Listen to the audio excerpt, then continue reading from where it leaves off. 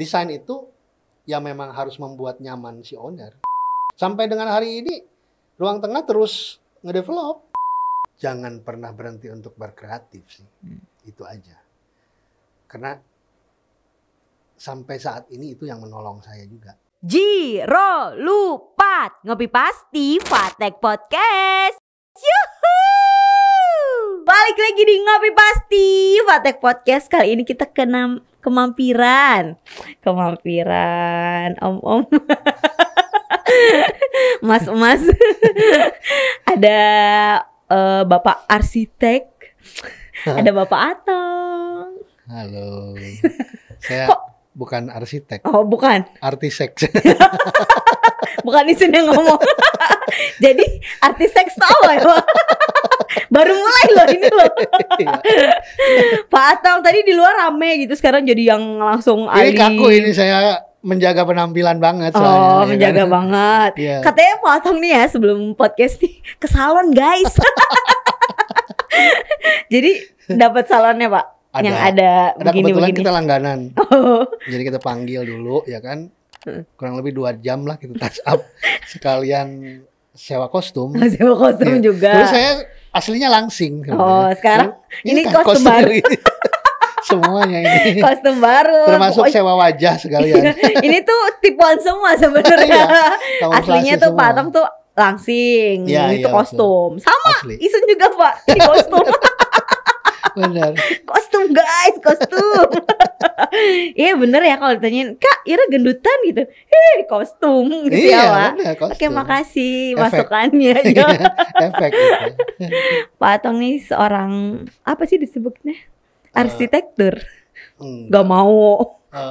Apa ya? Apa ya? Saya tuh penghibur aja. Penata gaya saya itu ya. Om penghibur guys. Siapa yang mau dihibur Pak Atong, hubungi nomor di bawah ini. Iya, penata gaya aja saya. Apa sih Pak, produk-produk apa sih?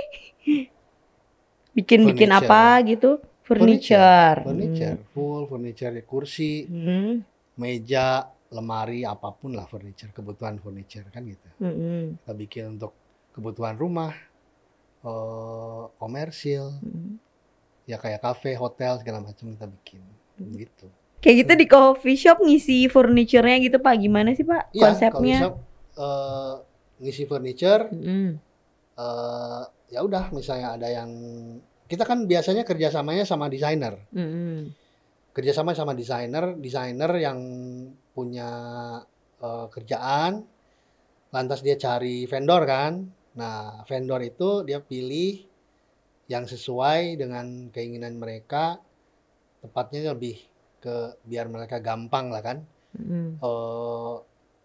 Kadang kalau misalnya yang enggak apa istilahnya enggak satu hati lah gitu kan, si desainer ini kesulitan untuk pengen apa menuangkan idenya atau dari gambar menjadikan produk yang real gitu kan. Karena kadang-kadang gambar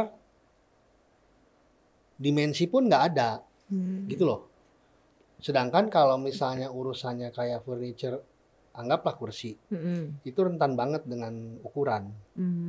Dia harus punya kenyamanan, ya kan? Dia harus punya tampilan, dan itu semuanya terkaitnya di ukuran. Nah, kalau misalnya dia udah dapat satu vendor yang benar-benar menurut dia, oke nih gua banget nih, ya udah dia tenang, kasih aja foto terus. Atau gambar-gambar biasa udah jadiin gitu. Jadi vendornya yang iniin ya, vendornya yang nganin ukurannya aja. gitu. Selain itu kita kasih masukan aja, misalnya, oh ini buat apa? Buat rumah atau buat publik gitu kan? Kalau misalnya, oh ini buat publik, biasanya kan sekarang modelnya tuh apa sih Skandinavian gitu kan? Kaki-kakinya ramping-ramping kecil gitu kan? Nah itu kadang-kadang nggak kuat karena banyak pengunjung juga berbagai macam ukuran kan gitu kan. Seisal gitu, seisun gitu. Tingkah lakunya pun bermacam-macam. Kayak begini iya, brutal kan. Jadinya seminggu kali udah patah kan ya. Nah, itu kita kasih masukan. Harus diperhitungkan ya gitu-gitunya ya Pak. Dengan tidak merubah banyak yang dia mau, tapi tetap mengakomodir kebutuhan yang sebenarnya nanti di lapangan gitu kan. Tapi khusus untuk ruang tengah, itu saya full dari mulai konsep bangunan dan segala macamnya. Sampai ke kipas angin aja kita konsultasi. Gitu. Kipas yang nempel di dinding apa nempel di lantai apa nempel di meja nih gitu ya Pak? Begitu, memang ownernya begitu. Harus detail gitu ya Pak? Sedetail itu gitu ceritanya, ya kan. Nah dari awal juga memang ini nggak ditanya ya saya bikin itu ya. Enggak Pak. Oh gimana Bapak mau ditanya apa Sob? Enggak, saya cerita aja. Iya cerita nggak apa-apa Pak. Dari awal saya kan diserahin atau dikasih tugas lah kan. Kasih kepercayaan gitu ya Pak? Nggak tahu kalau percaya apa enggak sih.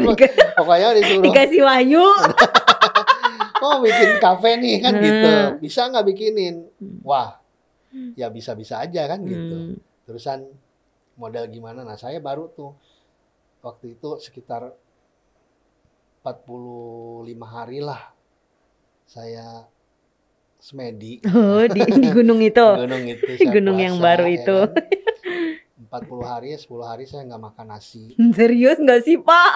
Serius nggak sih? Tapi saya makan kue-kuean.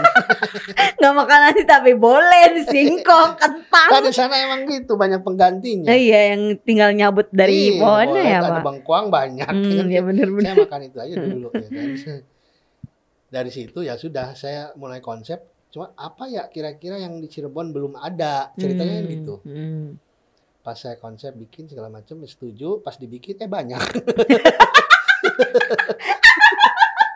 Pas bikin bermunculan gitu. Iya.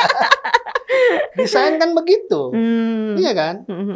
Kadang-kadang ya kalau saya omong jujur, desainer kalau saya sih masih sebatas follower lah. Bukan merendah. Nah emang iya, mau siapa juga ya kan. Kadang gini, saya bikin sesuatu, wah desain apa gitu, grafis lah misalnya, wah ini kayaknya keren nih, ya kan. Pas dilihatin, saya lihat-lihat di Pinterest, saya banyak. Jadi saya bukan yang pertama kan gitu, kayak gitu. Ya udah, saya sih lebih banyak melakukan R&D aja. Jadi research and duplicate gitu. Ya kan? Amati, apa tuh Pak? Amati, tiru, modifikasi gitu nggak sih Pak? Nggak modifikasi, plug aja. Tiru. Tiru aja, repot amat modifikasi. Kenapa sih Pak? Ya modifikasi lah, masa plug ketiplak. Amati, tiru gitu. Amati ya kan, riset dulu, duplikat. Pindahin gitu kan. Jadi ya kalau desain sih pasti terinspirasi lah. Cuman kan kita punya hal lain yang diimplementasikan di desain itu kan. Misalnya, oh kebutuhan orang ini untuk aktivitas ini tuh berapa meter sih? Ya kan? Anggap kitchen. Oh butuh nih sekitar 5 kali 4 meter misalkan. Tapi yang gitu-gitu juga tetap kita konsultasikan lagi sama owner kan. Gitu loh. Jadi kalau menurut saya sih kalau desainer ya memang yang harus berkompromis dengan si pemakai, iya kan? Iya. Kalau misalnya sekarang saya ngedesain sebuah kafe dengan luas misalnya anggaplah tanah 300 atau 600 meter, ya kan? Saya harus tanya, dia kegiatannya apa aja? Ada kitchen kah? Masaknya apa? Ya kan? Bikin roti kah? Bikin masakan berat kah atau apa segala macam? Preparationnya bagaimana, repotnya segala macam, flow activity di dalamnya kita harus tahu kan, ya kan? Sehingga cukup nggak segini, equipment yang nanti masuk apa aja, cukup nggak segini gitu kan? Kalau mereka atau yang ownernya misalnya kayak nggak cukup deh, ya udah kita ngikutin kan. Nah kalau saya prinsipnya desain itu ya memang harus membuat nyaman si owner, karena memang mereka yang akan pakai kan. Iya. Bukan gimana gue aja, lu mah tahu make kan gitu. Iya. Ya enggak Gak bisa. Nggak Ya. bisa ya kan. Jadi pada saat saya ngedesain itu, si ruang tengah ini yang terpikir sama saya waktu itu sebuah tempat yang kurang lebih nyaman, ya kan. Orang bisa di situ berlama-lama, ya kan. Nyaman, bisa mesen lagi. Betah gitu ya, Pak. Betah. Nah, ternyata itu salah. Karena orang berlama-lama minumnya cuma segelas. Malah wifi-an baik deh. Cilaka. Gitu Beli ya. order maning. Nah, kalau misalnya berlama-lama tapi dia terus order, oke kan. Ini kalau lama nunggu ngobrol, patah foto. Iya, Iya, rugi bandar ya kan gitu. Benar-benar. Gitu. Nah, jadi ini konsep-konsep seperti itu juga harus benar-benar dipikirin, ya kan. Sampai dengan hari ini Ruang Tengah terus ngedevelop.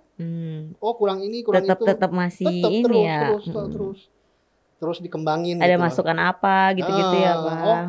Misalnya, saran. Kurang terang misalnya kan gitu. Tambah lampu kayak gitu. Oh, kurang ini, spot ini, kurang itu kayak gitu. Sampai kemarin tuh Ruang Tengah tuh dapat award ya. Dari Poltek pariwisata, saya lupa tuh. Di mana? Yang di Cirebon.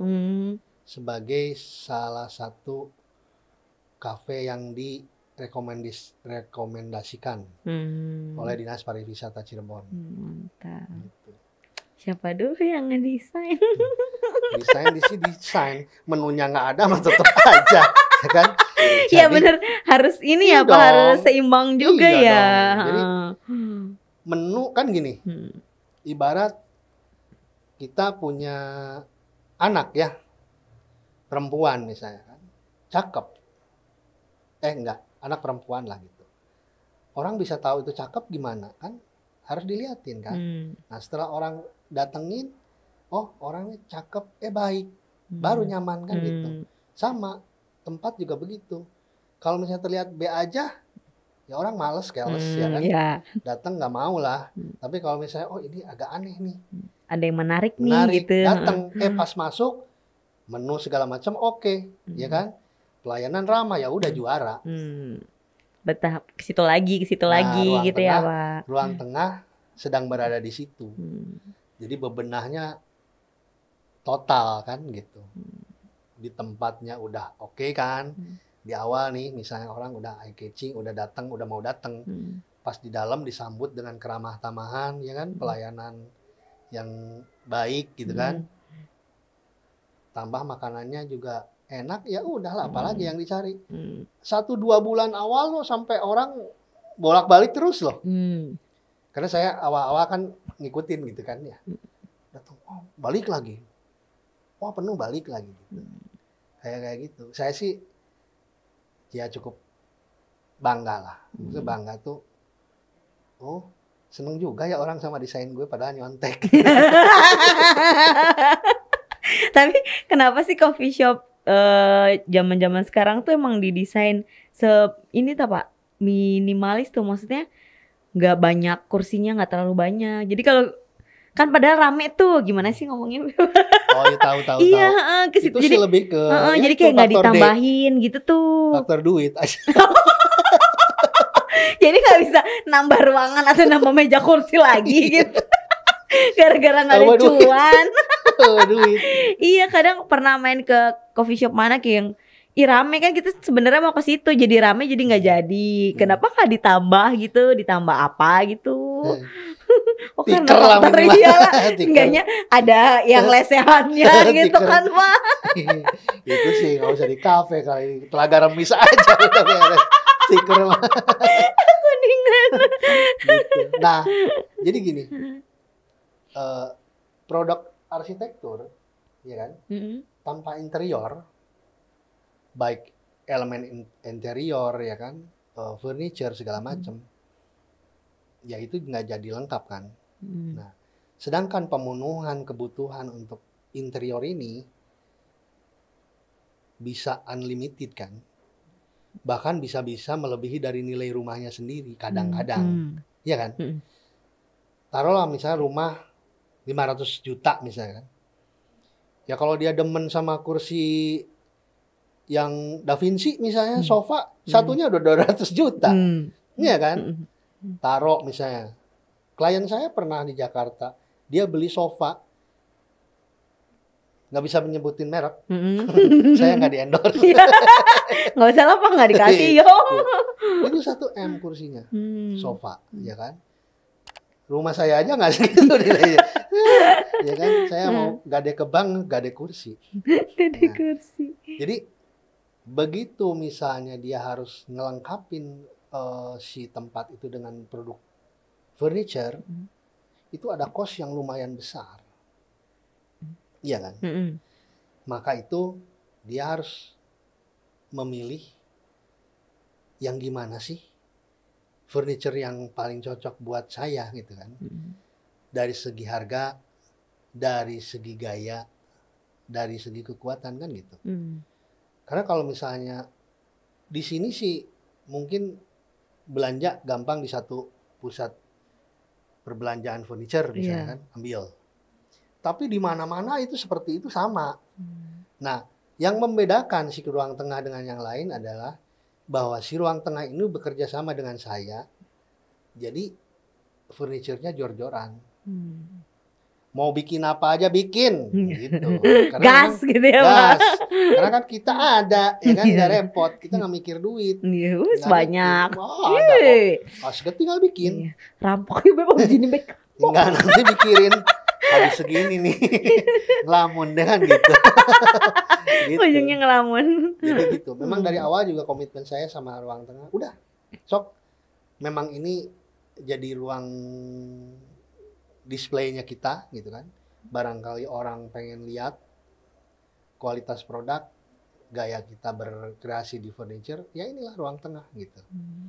Jadinya banyak produknya sih, ada sofa, ada yang produk-produk dari kayu.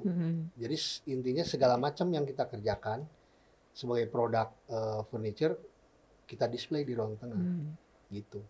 Banyak semua situ ya. Nah, jadi makanya di sini ada kursi, di sini ada segala macam. Jadi terjawablah yang tadi. Kenapa ada kafe-kafe yang nggak ada kursinya? Belum beli aja. Belum beli aja. Belum beli aja. Kekurangan dana aja gitu ya. Ya kan kalau misalnya sekarang gini, konsep outdoor. Kafe kan nggak lesehan dong. Minimal kursi lah, ya kan, atau apalah bangku lah begitu kan. Nah sementara kalau itunya tidak ditiadakan ya apalagi, ya kan? Pernah nggak sih Pak, ketemu klien yang padahal udah sesuai yang dia mau, pas udah jadi tetap kayak masih komen gitu kayak kok jadi begini gitu-gitu atau? Jangan yang gitu, yang nggak bayar juga banyak. Kok nggak bayar sih Pak? Ya kan? Jahat. Bukan jahat. Gimana tuh? Nggak ada duit tuh. Kejahatan itu timbul kalau ada sebab. Waspadalah gitu. Ya. Nggak lah, maksudnya gini. Komen-komen apa segala macam sih pasti ada ya. Maka itu saya sih selalu menjembatani komunikasinya itu antara dua belah pihak. Karena gini, kalau kita komunikasi dengan si suami doang misalnya kan, terus intens sama suami kan gitu, kita ngobrol ini keinginannya gini. Pas nanti digelar, aku pengennya gini, istrinya kan pengen gini, wow ganti lagi, malah nah, gitu. Sementara saya kalau terus-terusan berkomunikasi sama istrinya, suaminya curiga dong. Iya dong, malah ada apa ini? Nah, iya, nggak jadi proyek. Gitu. Udah yang lain aja yang lain. Intens banget. Nah iya. Gitu, si bapak ini sering banget datang sih. Hubungin istri saya. Iya. Om cuma bikin mebel aja, sering malam-malam lagi datang, aneh. Kocak. Gitu. Jadi memang harus semua kebutuhan di kita respon gitu. Karena ya itu balik lagi ke klien saya yang sedang saya hadapin gitu. Satu pengen ini, satu pengen ini, ya kan? Ini nggak setuju, yang ini kekeh, misalnya gitu. Terus bapaknya gimana? Tengah, tengah. Tengah-tengah. Ya udah deh kalau gitu ikutin maunya saya aja. Iya. Bapak diam, ibu diam. Diam. Ya. Ya, udah. Saya pusing. Tinggalin. Terus udah nyampe rumah inget. Belum bayar. Cicilan ini balik money. Iya. Gitu. Jadi berarti banyak. kalau ketemu dua-duanya, komunikasinya udah baik, paling kan ternyata dua-duanya tuh butuh gitu kan. Misalnya anggaplah shower aja jadi masalah. Kadang-kadang begitu. Karena Maunya kan yang begini kalau begitu saya kan nih. ngedampingin sampai dengan detail kan. Showernya, bathtub apa segala macam misalnya gitu kan. Oh yang satu pengen gini ternyata ya saya ambil yang paling tengah ya kan, yang netral, tapi itu benar-benar lagi tren dan bagus gitu kan ya untuk keseluruhannya. Alhamdulillah selalu selesai gitu. Alhamdulillah pada nurut-nurut gitu ya Pak. Ya udah salaman. Bari main amplop. Iya, udah selesai udah. Kayak gitu-gitu sih. Kalau komen-komen sih pasti ada lah. Kekurangan ini makanya saya lebih baik apapun, baik di produk arsitektur atau di produk furniture, saya mendingan dari awal dulu sebelum jadi produk di konsep gambar dulu. Ini benar nggak nih gini? Ini benar nggak gini? Ya kan? Kalau perlu ya 3D lah paling nggak kan lebih real, terlihat lebih real kan? Karena kalau udah jadi kursi, udah ada cost yang lebih kan gitu. Waktu, ya kan? Biaya, orang, wah ribet lah. Mendingan ini benar nggak? Udah gini, udah oke. Setuju, oke segala macam, oke bikin. Baru bikin. Begitupun dengan pemilihan kain misalnya untuk produk-produk yang upholstery gitu kan. Mau yang mana nih gelar? Saya mau yang ini, yang ini, yang ini, yang ini kan. Nah, mereka biasanya nanya ke saya. Ribut gitu kan. Terus menurut Bapak bagusnya gimana gitu. Saya bilang, kalau menurut saya yang gini. Karena ini gitu. Udah jadinya dua-duanya marahin saya. Kirain setuju sama Bapak. Malah marahin. Iya, jadi nggak berantem kan, bagus. Iya, bagus. Ke saya, apa-apa lah. Iya. Nah, jadinya oke. Jadi saya harus bertanggung jawab kan dengan keputusannya gitu loh. Tapi benar Pak, nanti bagus ya. Bagus kok. Saya harus bisa meyakinkan mereka bahwa ini bagus. Gitu. Kalau misalnya benar Mbak bagus, ya nggak tahu juga sih. Ya kita lihat aja nanti. Iya, insya Allah. Gitu. Mudah-mudahan ya kan.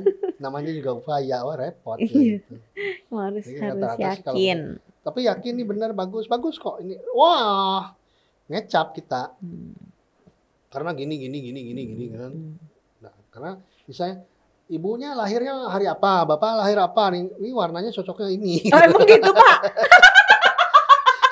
Bapak zodiaknya apa? Ibu zodiaknya apa? Saya lebih ke Sio. Gitu. Sio. Gitu.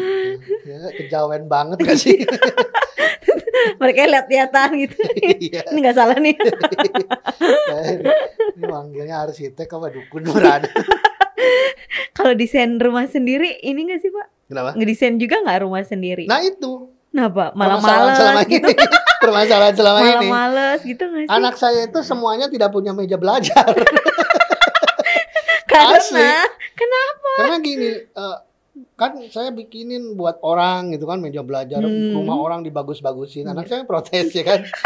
Ini bikin dong meja belajar apa di rumah ini triplek aja kan gitu. Asli, triplek aja. Malah yang di rumah malah gitu ya. Iya, di rumah saya hancur. Rumah segala macam karena gini. Kalau misalnya rumah orang kan mendatangkan duit. Kalau rumah dewek menghabiskan duit. Nah dulu. Ini tembok harus diganti ya, harus keluar berapa gitu ya Pak. Kita mah hitungan orangnya. Hitungan banget. Iya, hitungan banget, nggak mau gitu. Jadi di rumah nggak ada meja belajar beneran Pak? Nggak ada. Saya orang-orang kan udah membayangkan, wah gila rumah seorang desainer ya kan. Punya workshop pula. Iya. Ya kan? Kebayang kan dalamnya tertata apik dan barang-barangnya bagus. Iya, nganuin punya orang aja bagus terus gitu. Mana yang gue lihat kagak ada. Kok kosong belum kanan? Iya. Satu-satunya yang saya bisa tampilkan adalah meja makan karena itu yang sempat ada sisa dari produksi. Oh ya sisa-sisaan. Saya bawa. Dipakai gitu. Iya. Kalau di Pancalang sendiri workshopnya isinya apa Pak? Workshop isinya apa? Gimana sih? Apa sih pertanyaan? pertanyaannya. Emang gudang beras. Workshop saya itu lahannya nggak gede sih, 6.000 meter, 7.000 meter lah tempat.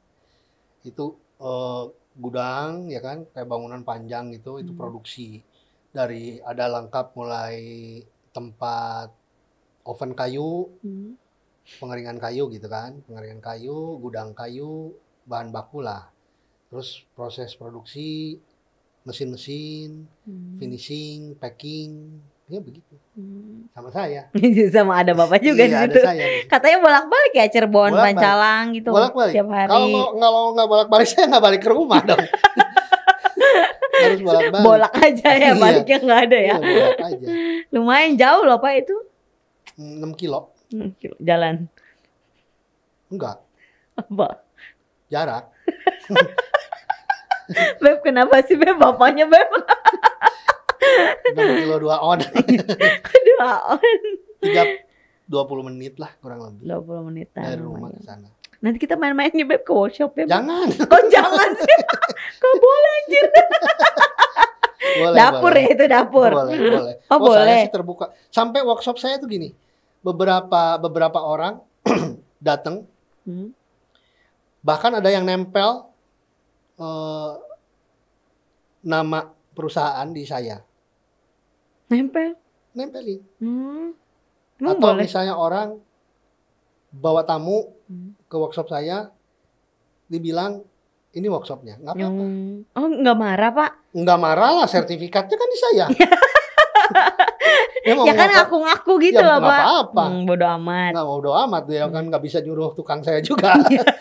Cuma nunjukin doang ya. Nggak apa-apa. Bagi saya sih nggak masalah. Karena saya juga supporting ke beberapa perusahaan besar di Cirebon furniture. Saya support untuk produk-produk kayu solid kan. Saya open. Kadang mahasiswa datang ngeliat. Kadang orang yang memang mau belajar, ya bukan belajar, saya juga belajar kan. Cuman saya terbuka aja gitu. Ini bikin ini gimana sih? Ini gini. Saya kasih tahu. Diladenin sama Pak Atong. Diladenin. Karena ya saya juga dapatnya dari orang juga kan. Gitu, nggak ada masalah. Berbagi gitu ya, sharing-sharing. Cuman ya bukan karena baik sih sebetulnya. Tapi bukan karena memang saya terbuka aja, ya kan? Sama pengen pamer saya sih orangnya. Anaknya pamer banget gitu ya, orangnya tuh pamer banget aku tuh gitu. Gitu. Kalau ke orang kan pabrik belum apa-apa, satpam udah nggak boleh kan. Mau kemana nih, mau ngapain? Orang lewat juga sama satpam saya panggilin. Sini sini mau masuk nggak, gila satpam saya marah-marah. Iya. Ya ampun kocak. Kalau saya nggak tahu apa-apa tiba-tiba udah di ruang tamu. Saya tanya, ini siapa? Nggak tahu Pak tadi. Katanya nanyain Bapak. Taunya pajak. Repot. Pusing. Ya Beb, ntar kita main-main ke sana Beb. Tapi nggak ada di Google Maps katanya. Ada. Tadi. Nanti sekarang saya pulang. Tandain jadi apa gitu. Ada Pak Atong, ada namanya nggak sih Pak? Badra Paramarta ada. Namanya Badra Paramarta. Itu ada artinya. Apa tuh? Saya cari dulu ya. Sepertinya kita sudahi saja kopi pasti kali ini. Karena pegel ngekeng. Pak, ada yang mau disampaikan gak sih Pak ke teman-teman ngopi pasti? Apa ya? Jangan pernah berhenti untuk berkreatif sih. Itu aja. Karena sampai saat ini itu yang menolong saya juga. Gitu loh. Di saat kita tidak punya modal, di saat tidak punya apa-apa, ya terlepas doa ya bukan. Kreatif itu yang menolong saya. Kreatif itu bisa meyakinkan orang untuk percaya juga sama kita. Dengan melihat, bener ya bisa. Gitu kan. Oh iya ya bisa. Jadi kreatif itu dalam arti yang luas menurut saya ya. Nggak cuman, bisa kreatif itu apa sih artinya kan gitu ya. Kalau saya lebih ke orang itu berkemampuan aja. Berkemampuan, konsisten. Dia benar-benar istilahnya mencintai apa yang dia kerjakan. Insya Allah lah. Meskipun saya pun belum menemukan gitu kan. Tapi kan mencari terus. Iya. Insya Allah ketemu. Jangan berputus asa gitu ya Pak. Jangan. Meskipun pasti ada terus lah untuk menjadikan alasan untuk berputus asa sih ada. Cuman mau gimana putus asanya, ya kan? Anak banyak. Iya. Baik tuntutan. Iya, nggak bisa lagi, ya kan? Mau gimana putus asanya, ya kan? Kita mati aja belum tentu enak, ya kan? Mendingan hidup aja, perjuangkan dulu, ya kan? Sebelum mati kan gitu. Kalau saya sih. Gas terus gitu ya, Pak. Gas aja terus. Pak Atong, makasih udah sharing-sharing nih Ngopi Pasti. Makasih juga udah diundang ke sini. Ya. Sehat-sehat. Sehat-sehat juga, sukses terus konsisten. Iya. Ya. Sehat selalu. Sehat selalu. Terima kasih. Nanti kita minta dibikinin desain apa gitu ya, Bang? Boleh. Ya bayar tapi nih. Jadi main dulu aja lah ke workshopnya lah. Kadang-kadang bisa juga nggak bayar. Serius, Pak? Bisa. Tapi malu aja.